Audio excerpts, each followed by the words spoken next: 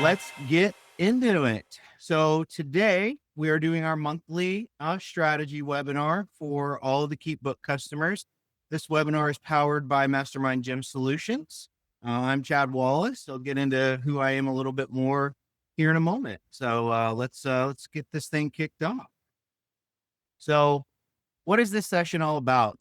Today we're covering the strategy for building or improving your fitness business through 4 steps to managing high performance teams. One of the things I always like to cover at the beginning of these calls is the difference between strategies and tactics, right? So when I do these calls, they're labeled as a monthly strategy call or leadership webinar. And we focus on the high level items, not necessarily the nitty gritty, right? So a strategy is your comprehensive high level plan for a long-term goal. It involves analysis, identifying objectives, determining the best course of action, provides direction, allocates resources over a significant period, right? That's what when we look at strategy, that's what we're doing. When we roll into tactics, that's more specific, detailed actions to execute on the strategy. We have short-term and immediate in nature, focus on exploring advantages, responding and changing, adapting as we go, right? And so I will go over a few things that are somewhat technical today, but overall, we're focusing on the strategy behind running high performance teams. So how do we get the most out of this session, right? So number one, we got to listen, we got to pay attention. Secondly, when the call is over, have a moment of reflection, take some action, create an action steps to improve something related to this particular topic, and then set a date to get it done by. I'm going to uncover some pretty cool stuff today. And so hopefully you guys can not just absorb it, but take it and execute on it, which is what a big part of this is about today. So who am I and why am I talking to you all? My name's Chad Wallace. I'm the director of operations here at Mastermind Gym Solutions. I've been around the Anytime Fitness world for a long time. I started as a trainer in 2007, worked my way up into multi-unit leadership in 2010, worked for a couple of different really high-powered owners. I had the honor of being the trainer of the year in 2013 for the brand in Amelia Islands. I don't know if anybody or how many of you on here have been around the brand long enough to join us at Amelia Islands, but I had the honor of being the trainer of the year that year. When I worked in the clubs, I had personal fitness sales that exceeded $1 million. I got there pretty quick. I started selling personal training in like 2009 and was able to reach $1 million by 2012. Throughout my time in multi-unit leadership, my last role was with the Bandon Group. I oversaw 35 clubs for them across 2 states. So the principles that we're going to talk about today, I don't just understand them, I have applied them. When I did work at Anytime, our clubs that I worked in, we were able to win the Community Outreach Award, Club Operator of the Year. In addition to myself, we had 3 other trainers of the year come out of our system. And so very blessed for that. I've been able to help other coaches sell over $72 million in total agreement value. And cool thing, I helped bring the AF Live to the brand. So that's me. I'm not going to talk about myself much today, but I do want to just kind of give you guys an introduction to who I am and why Kyle and Jeff have allowed me the opportunity to speak to all of you.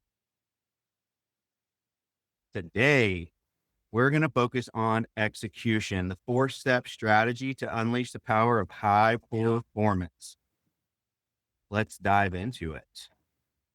One of the things that is a pretty common statement that we all should be familiar with is this quote by Dan Gilbert. So innovation is rewarded, execution is worshiped.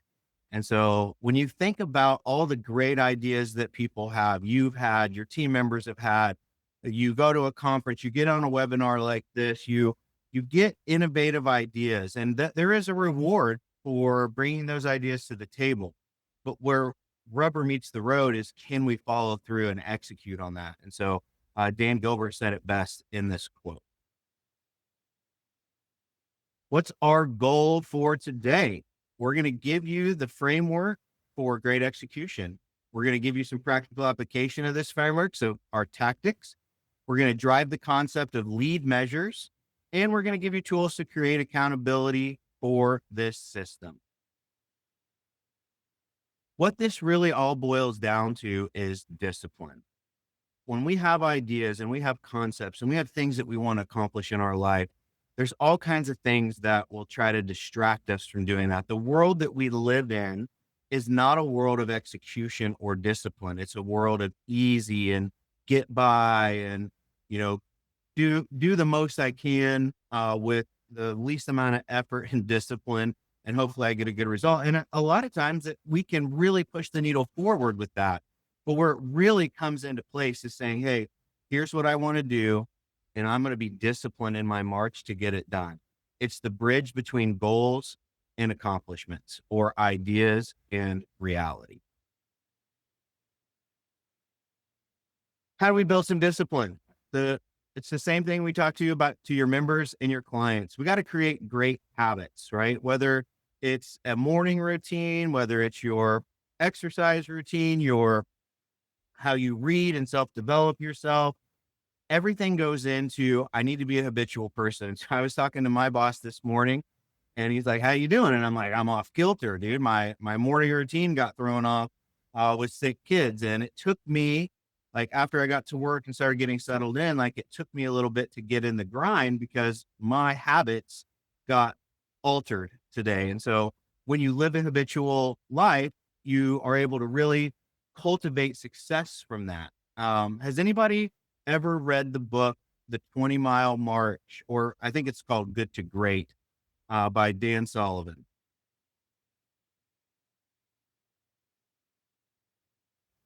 Or Jim Collins. Sorry, it's Good to Great by Jim Collins. All right. So Yep. what this? Oh, go ahead. Somebody was chiming in. No, I've read it, but it's quite a few years ago. Yeah. And so what the book is all about, it's a lesson on disciplined progress. The story origin is inspired from 1911 for the race to the South Pole between a guy from Norway and a guy from Britain. It's Roald M. Knutson and Robert Falcon Scott. And so Edmundson's approach was, we're going to march 20 miles a day, no matter the weather. We're going to stay consistent in good weather and bad weather. If we could go 40 miles, we're going to go 20 miles. If it's tough to get to 20 miles, we're still going to do 20 miles.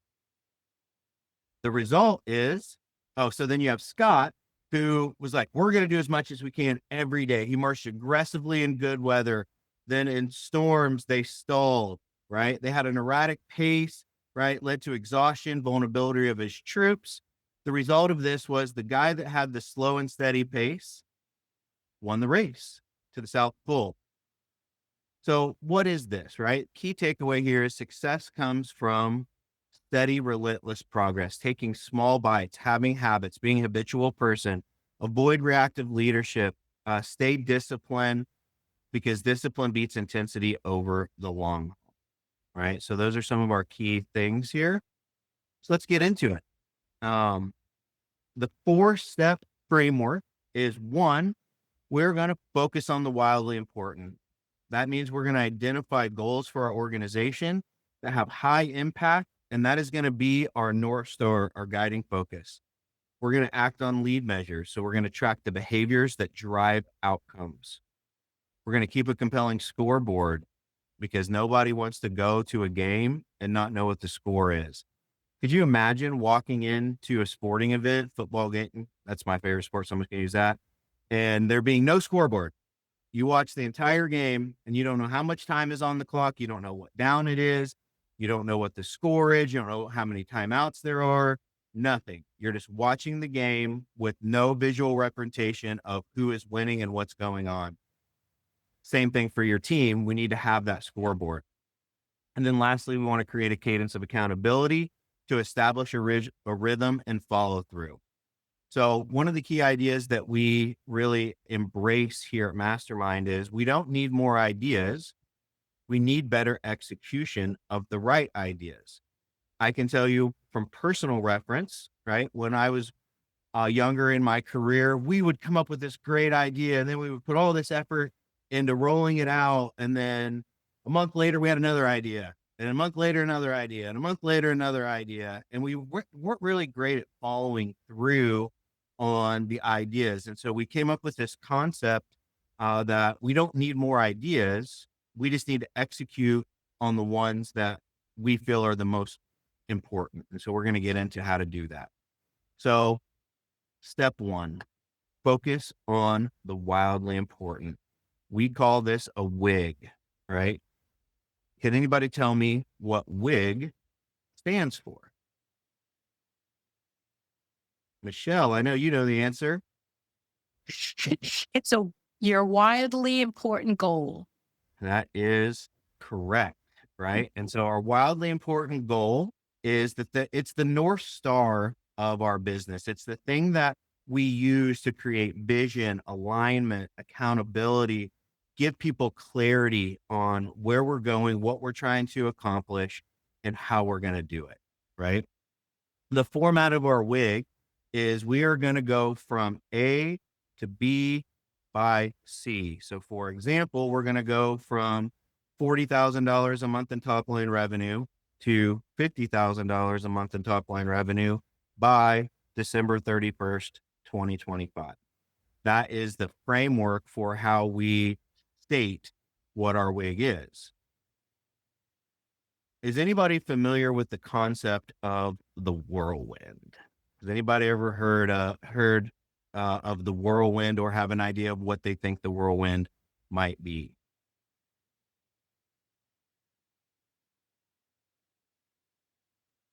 Somebody help me. That all the stuff that happens during the course of your day that um, helps you lose focus on the WIG.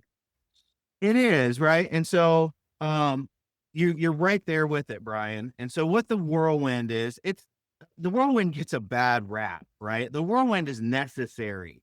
It's all the activities that we have to do all the time to make the club go round, right? To drive the organization forward. Where people get stuck in the whirlwind is they don't come out of it enough and make sure that they focused at least a portion of their day on activities that directly affect their WIG. And so we want to have like an 80-20 balance, like 80% of our day, our week, our month, our year, we can spend it in the whirlwind because we have to, right? Things happen. The whirlwind is a natural thing. Don't let the whirlwind get a back rap. It's a necessary portion of business. What we have to do though, is we have to make sure that we're allocating specific time intentionally, 20% of our day or a week or a month or a year towards hitting our WIG. One of the key concepts that I really hit on here is why this matters, right? Why does it matter to have a direction for your company or your club? Or why does it matter to your team members, right? And the answer is your team performance improves when company direction and vision are clearly defined. And so who in here who on this call can give me a real life example of, yeah, when we were really hyper focused on a goal and a target and we talked about it and we made a priority, this was the success rate we had versus when we weren't as highly focused on a wildly important goal and we were just, going about our day every day and getting the outcomes that we got and putting a little bit of effort in or maybe even a lot of effort. But who on here can share a little bit of personal reference to how your organization performed when they had clear goals versus when they didn't? I'm going to have to start calling on people. Let's see here. Brian Hurst, are you with us?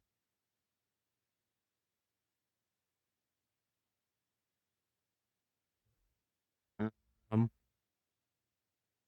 Dan Williams, are you with us?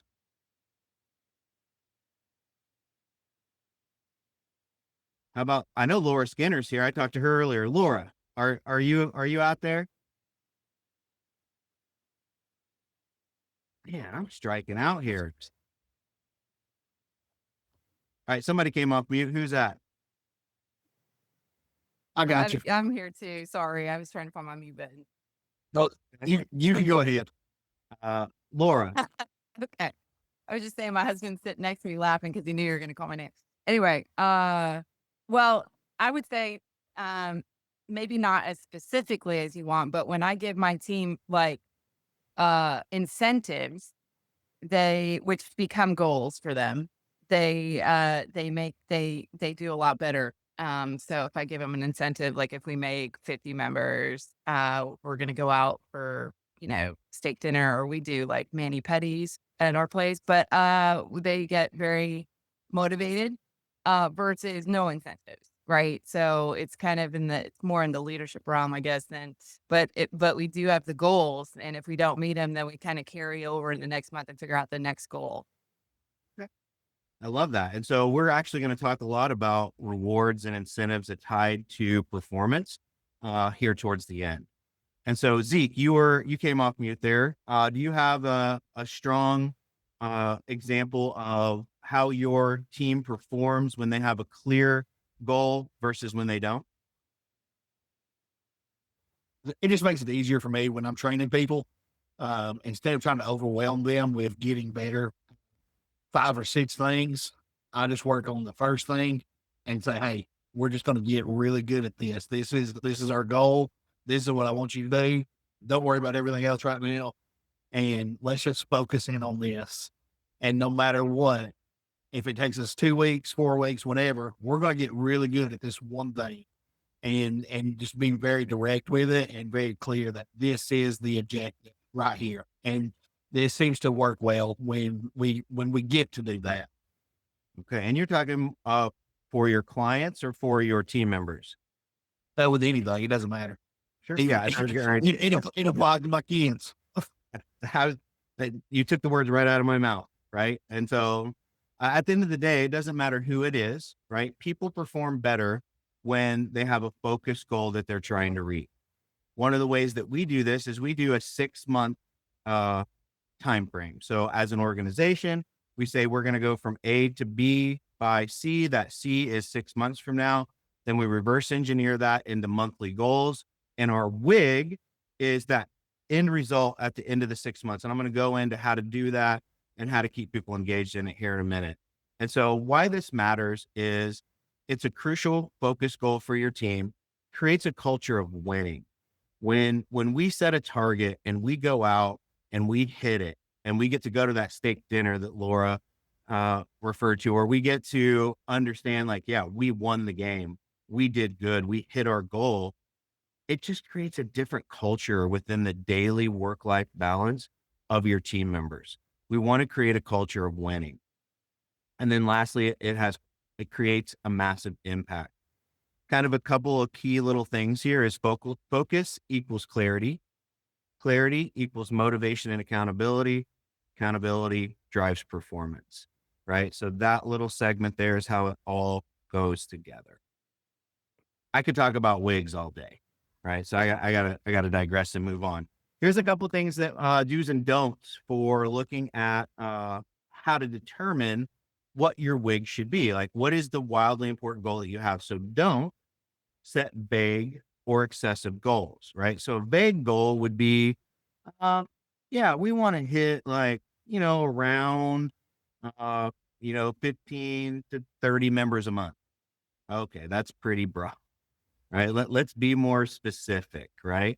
Or excessive would be, hey, we want to go from averaging 20 new memberships a month to averaging 50 new memberships a month in the next 6 months. Is it possible? It absolutely is, but it might be a little bit excessive as well, especially if you don't have a track record or you don't have some of these other things that we're getting ready to talk about deploying. And then over focus on data without strategy. And so one of the things that I really focus hard on with my clients and our team is the data is a necessary component. So we need to understand trailing data. We need to understand what KPIs we need to hit in order for us to go from A to B by C. But let's say you say, I want to add 100 new members net in the next 6 months. we know that you're going to need to set a certain amount of appointments. You're going to need a certain amount of leads. You're going to need to push a certain amount of closing percentage, get an onboarding percentage of a certain amount. We're going to have a certain percentage of people show up. And so if we know exactly what those percentages are, that's a good thing because that gives us our targets. But now we got to deploy the strategy to get there, right? And that is what we're going to roll into next. Our do's is create a culture of winning. Everybody likes to win, right? I'm not personally a New England Patriots fan, but if you look at the time when Tom Brady was with them, they had a culture of winning. They showed up expecting to win. Tom Brady leaves, Bill Belichick leaves, a lot of things changed there. And so you can kind of see in their organization's example, when someone is setting the tone for a culture of winning, you get one result, i.e. 7 Super Bowls. And when they're not, you get another result, i.e. I think they had 3 or 4 wins last year, right? Another do is we want to look at our trailing data for realism. So in the example I gave a minute ago, if we want to go from 40,000 a month in top line to 50,000 a month in the next 6 months, we need to look at some trailing data to say, hey, have we ever did a 25% increase in a 6-month period? If the answer is yes, we have, then obviously that's a repeatable item. If you look at all 6-month periods in a trailing 1 year, 2 year, whatever time frame you want, and the most you've ever increased is 3%, going from 3% increase historically to a 25% increase in a 6-month period, probably not a great strategy to create a culture of winning. However, if we can go from 3% to 12%, I think that that's attainable. Next thing is setting attainable and momentum building goals, which we're going to get into here in a second. And then help your team members visualize the path to success. So here's some key strategies for choosing the right wig for you. Number 1, it needs to make the largest impact on your business overall. You have to choose something that when you hit it, it's going to make a huge difference for your business. It needs to be specific and measurable. It needs to be attainable. And it needs to resonate with your team. You got to have your team bought in to what you're trying to do as a franchise. When I say it could resonate with your team, our team is dollars and cents driven, right? So our WIG is based on going from revenue A to revenue B by C. Some teams might not be that way. They might be more people driven. And so you can reverse engineer that to say, hey, we need to add net 100 members impact. And if we do that, you still hit the revenue target, but that's the driver for them, right? They might be more motivated to hit X amount of people help than they are X amount of dollars received, right? That's up for you to decide what's going to resonate with your team. Does anybody else have some other examples of some WIGs that would resonate with your team? Some goals, how you get goals to resonate with your team? Or how you set a goal that resonates with your team?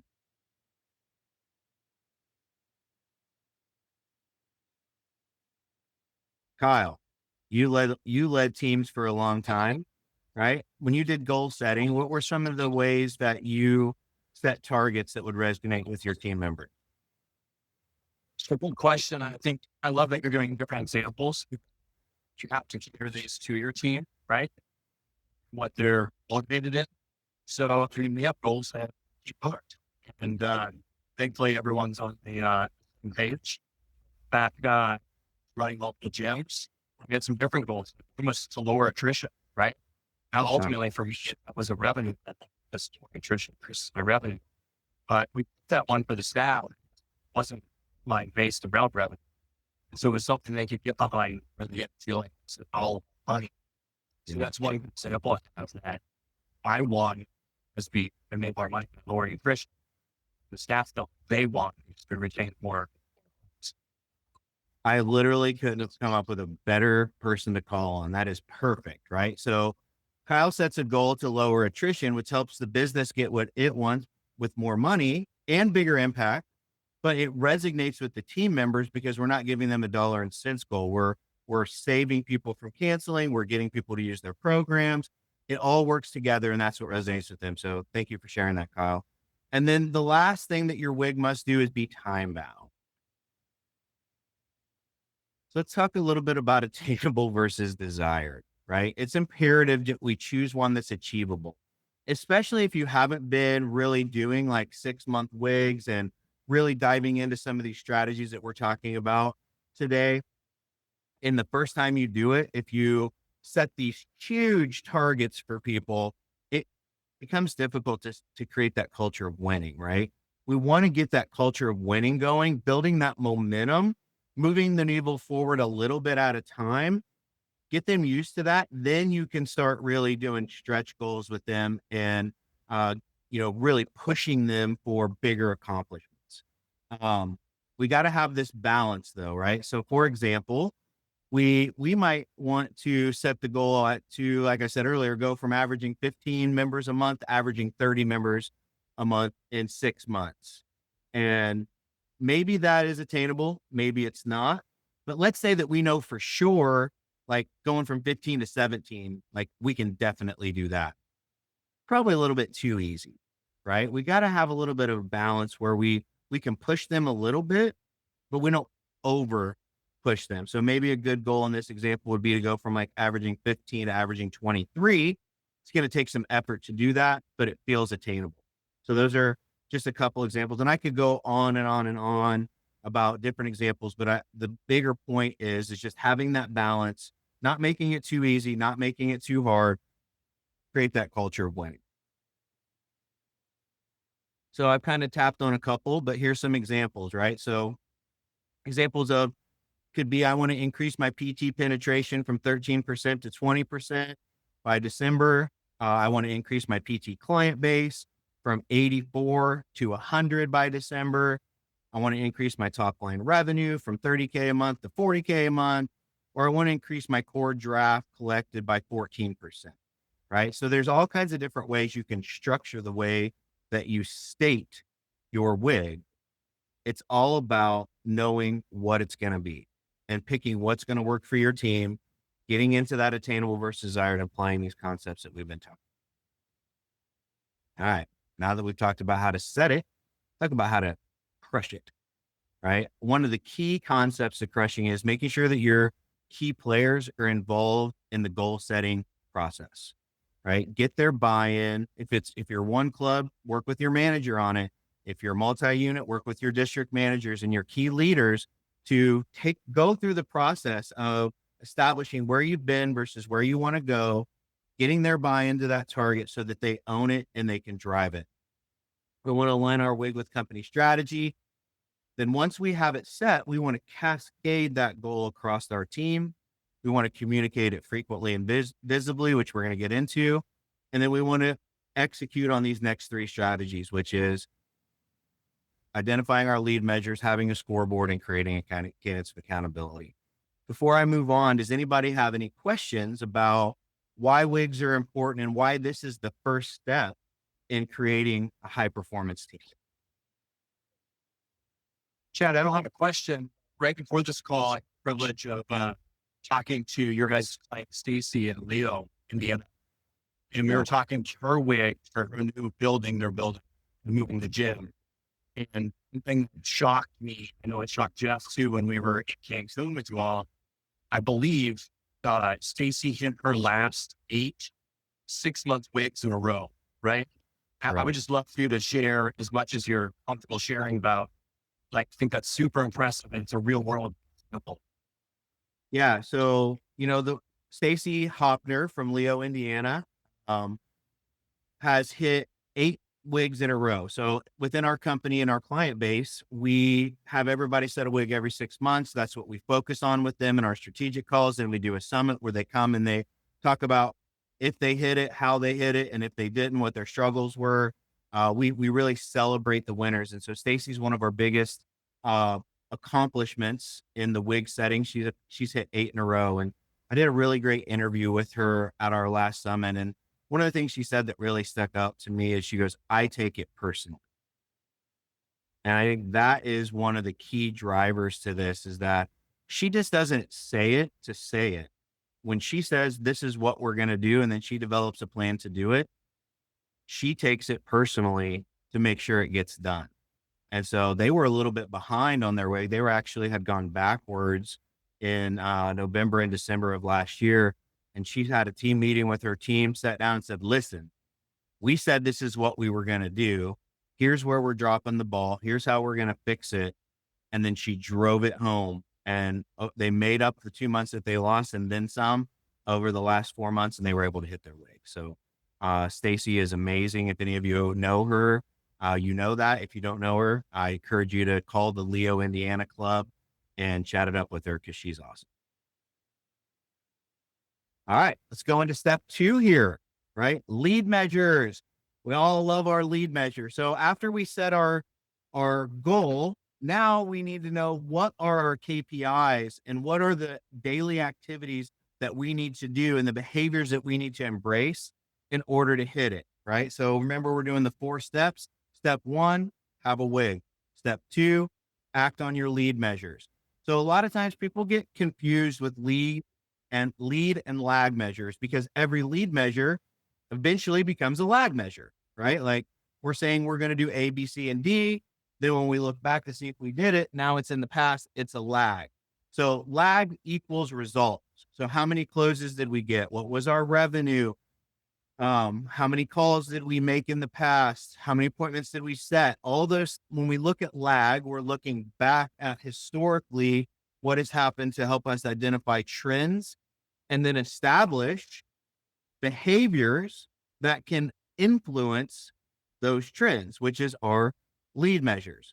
So when we think about lead measures, the most basic a lead measure is how many calls how many leads I need to get, how many calls I need to make, how many appointments I need to set, how many shows I need to get, and what my close percentage needs to be in order for me to go from A to B by C, right? That's your basic standard when it comes to lead measures. So does anybody on here want to share some lead measures that they're currently tracking that they think are highly effective?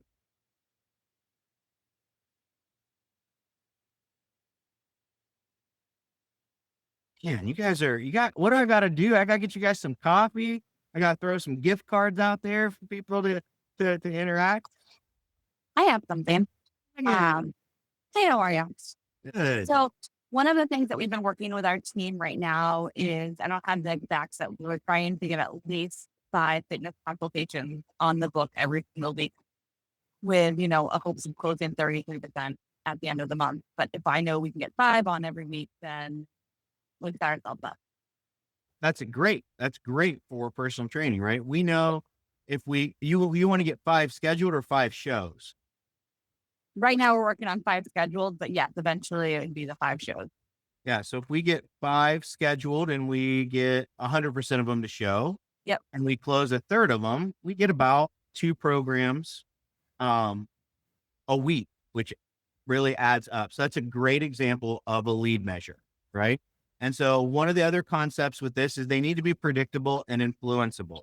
And so when we think about lead measures on a bigger scale, the biggest question you have to ask yourself is, can I influence this particular thing? And so in Megan's example, she said 5 fitness consultations a week. We want to schedule 5 a week. Definitely predictable, because we know how many members we have. Definitely influenceable, because we can put high effort and energy into it. And so FC bookings is a great lead measure, right?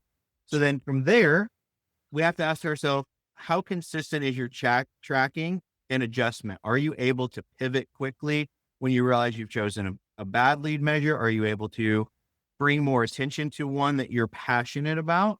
And are you consistently tracking it?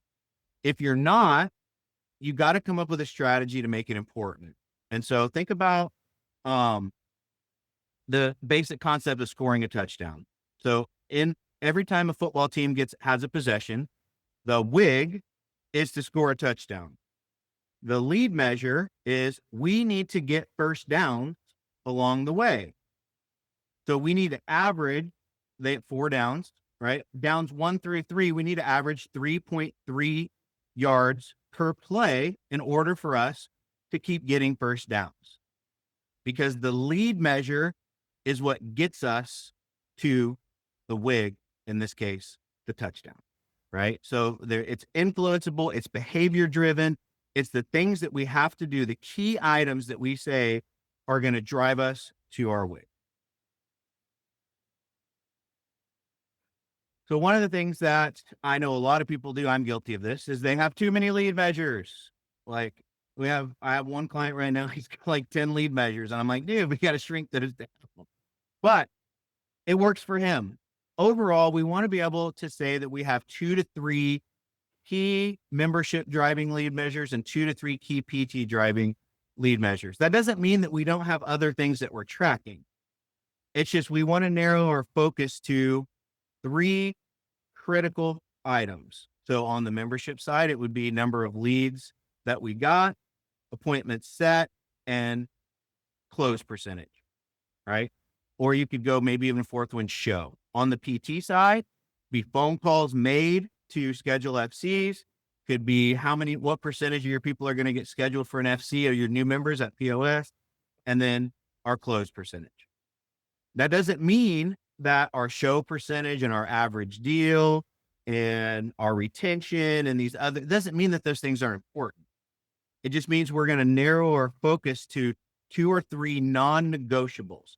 And so if we say we're going to get, let's just go on the membership side, 100 leads a month, we're going to schedule 40 appointments a month. We're going to have a 70% show rate and a 70% close rate on that. Those are our non-negotiables. We focus all of our energy into making sure that we hit those 4 lead measure targets, because we know that when we do that, those are the key drivers to us ultimately hitting our WIG. And your team needs to have clarity around the why for that. So I kind of hit on this a little bit, right? But you got to be able to measure it. That's got to be worth measuring. We have to have tracking weekly and daily. And then we need to be able to have data that validates the predictiveness.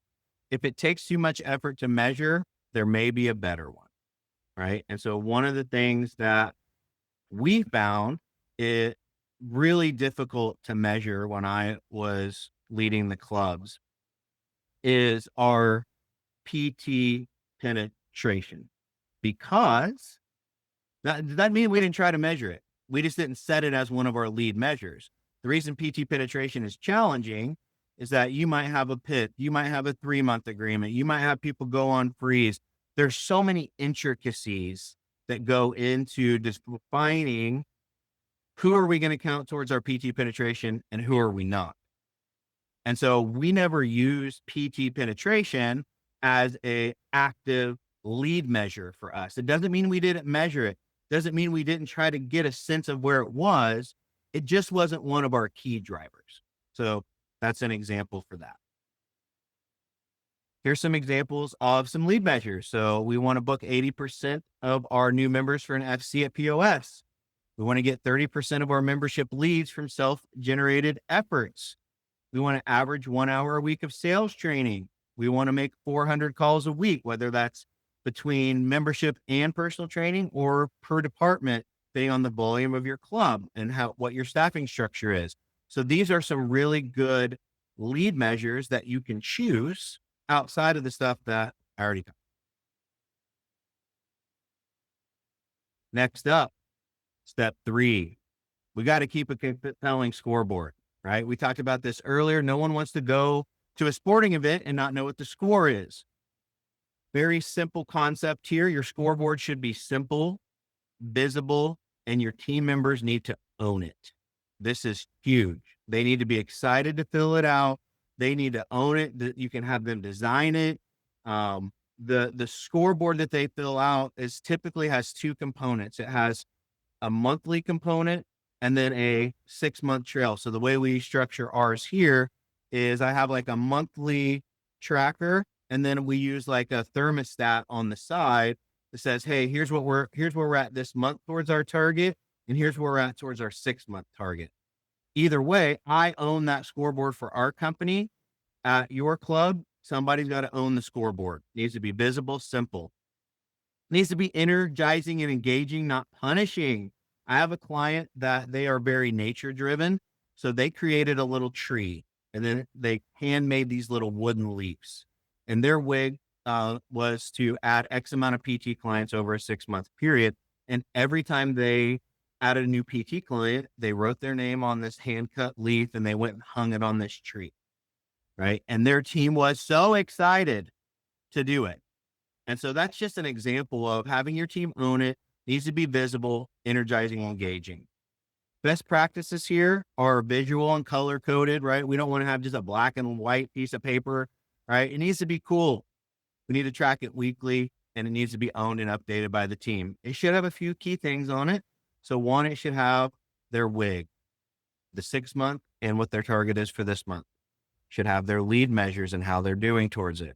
Should be able to measure the progress of that lead measure on a daily, weekly, and monthly basis. Should show that we're winning, and it should be visual and color coded. All right. Here's a couple of do's and don'ts with your scoreboard. Don't overcomplicate it. Don't use it punitively, meaning only for discipline. Don't ignore it post your launch. Do let your team members on the board, use it in your meetings, make it fun. Here's some examples of some compelling scoreboards. I'm not super visual or artistic, but we went online and found some other people that were, and this is how they do it, right? I gave an example of the tree earlier. No matter how you structure it, it just needs to be simple, visible, team owned, energizing, engaging, and talked about frequently. I have a Right. quick question. Yeah, for sure. I'm a multi-club I oversee multiple clubs. Would you create a scorecard per location, or would you create a scorecard as a team? Yeah. So you as the multi-unit leader should have a enterprise scorecard Mhm. that club scorecards feed into. So each Okay. should have their own scoreboard, their own scorecard. They should be keeping score of where they're at. And then as the leader, you're keeping track of where the enterprise is. And then, typically the way we do it is in enterprise settings is weekly. Everybody's talking about their contributions, but we're also giving a weekly update to where the company is or the enterprise is towards their goals and how all their contributions are feeding into that. Okay. That makes sense? Yes. Cool. All right. Step 4, my favorite one, which is create a cadence of accountability. So after we establish our WIG, after we develop and act on our lead measures, after we have our scoreboard ready, now it's time to go execute through accountability. We have my boss, Andrew Breton, has a cool statement that I love and I'm going to steal forever is accountability is 90% communication, right? We need to have strong communication around what's expected, where we're at towards it. And we need to not hide from the shortcomings. And we need to also make sure we celebrate the wins. And so your meeting rhythm is the heartbeat of your business. This is how you drive that cadence of accountability. One of the things that should never happen is one thing that should not happen is you ask a team member, hey, what's your goal for this month? I don't know. What's your progress this month? I don't know. Do you know what the company WIG is? I don't know.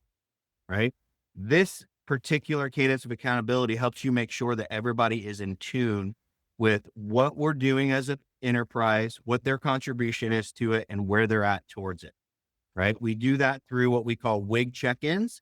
So each week, in Megan's example, you should have a WIG meeting with each one of your clubs where they're celebrating their progress towards their portion of the WIG and their monthly, you're looking at their scoreboard, and we're doing that every week. Then we should have a team meeting once a week with just key leaders. You don't need every single team member on it, right? Where we're talking about, all right, Kyle, here's how your club did this week. Megan, here's how your club did this week. Michelle, here's how your club did this week. Brian, here's how your club did this week. And here's how it's impacting the overall WIG that we have. All right. Then we troubleshoot. Then from there, we dig into one-on-one meetings. The one-on-one meetings is where we adapt and overcome. And the one-on-ones, if you have a team member that's performing great, we double down on that success. If they're not doing so great, we strategize how to improve. Then at the end of the month, we should have a monthly recap to, hey, here's how we did versus our targets last month.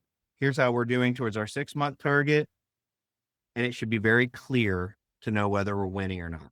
And I forgot to put this on there, but then at the monthly recap, you should also do, here's this month's plan, right? Here's everybody's targets for this month.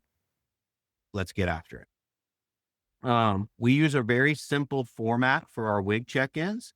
It's all about setting a goal and setting commitments. So the goal could be, I want to sell 10 memberships this month or this week.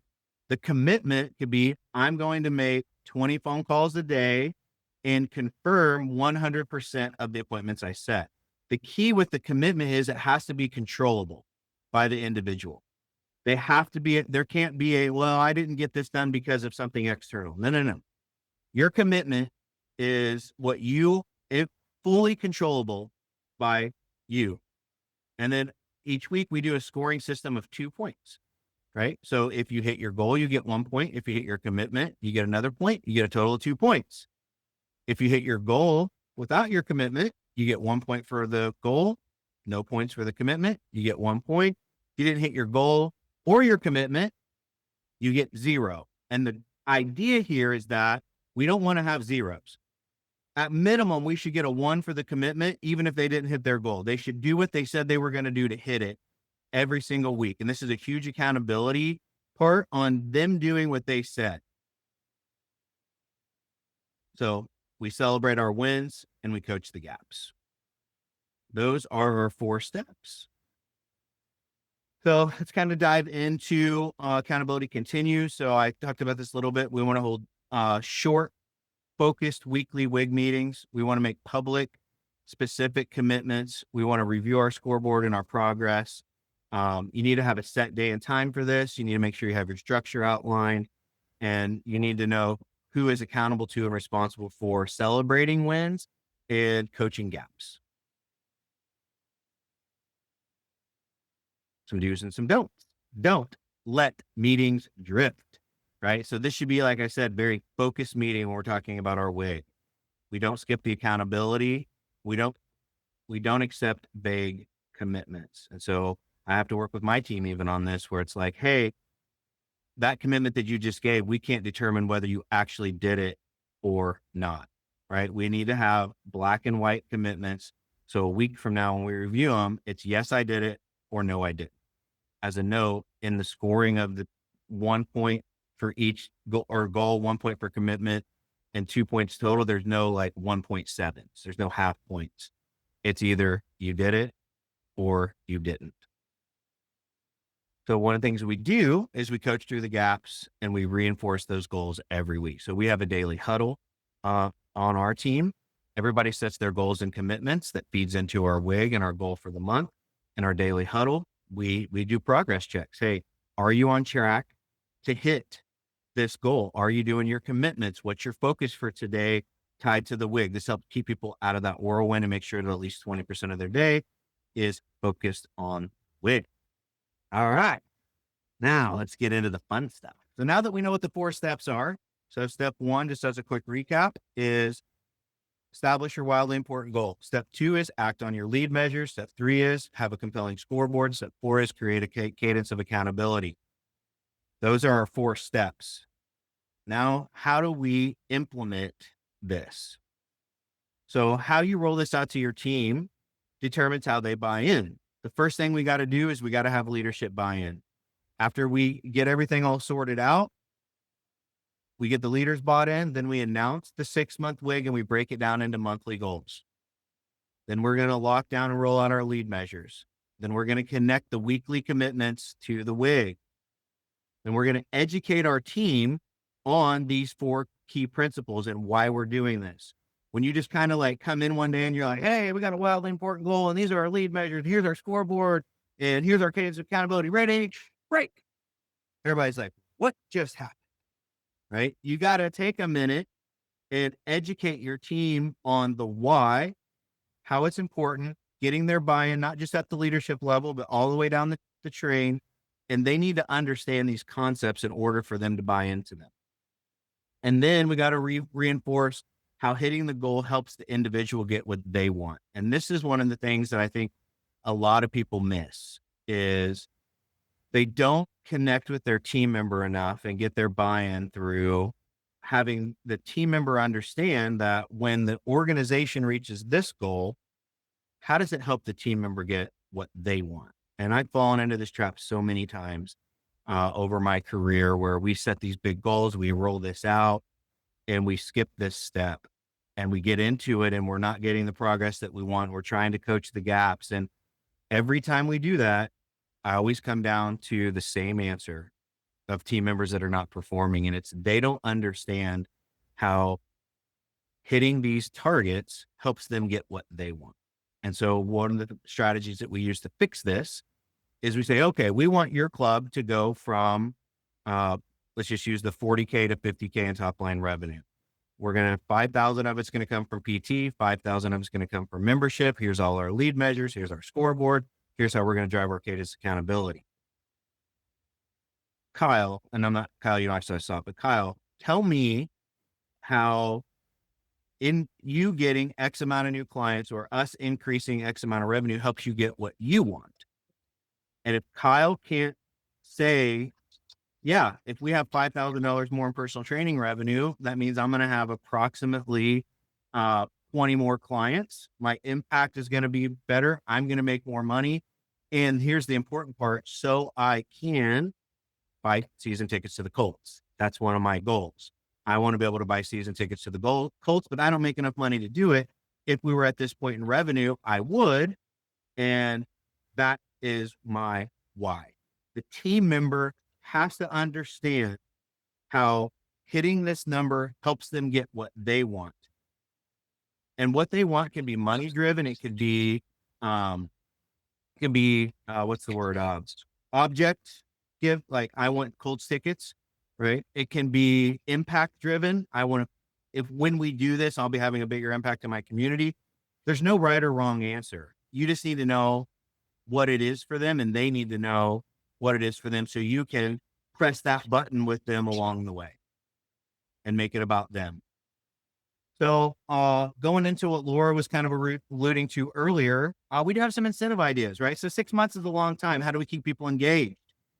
One of the things we used to do is we used to do monthly giveaways. So we would say, all right, everybody that hits their goal this month gets a ticket into a drawing for a steak dinner.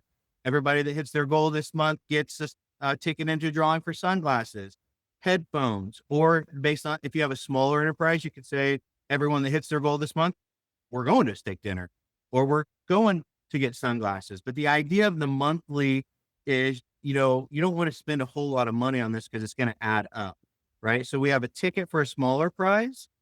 And then you can also have a monthly grand prize, right? Yeah. Everybody that hits their goal this month is getting entered into a chance to win this smaller prize. And then also everybody that hits their goal is getting a ticket for a chance to win, I don't know, a one-night hotel stay at the closest city and dinner on us, right? You have a grand prize drawing. We could do team outing.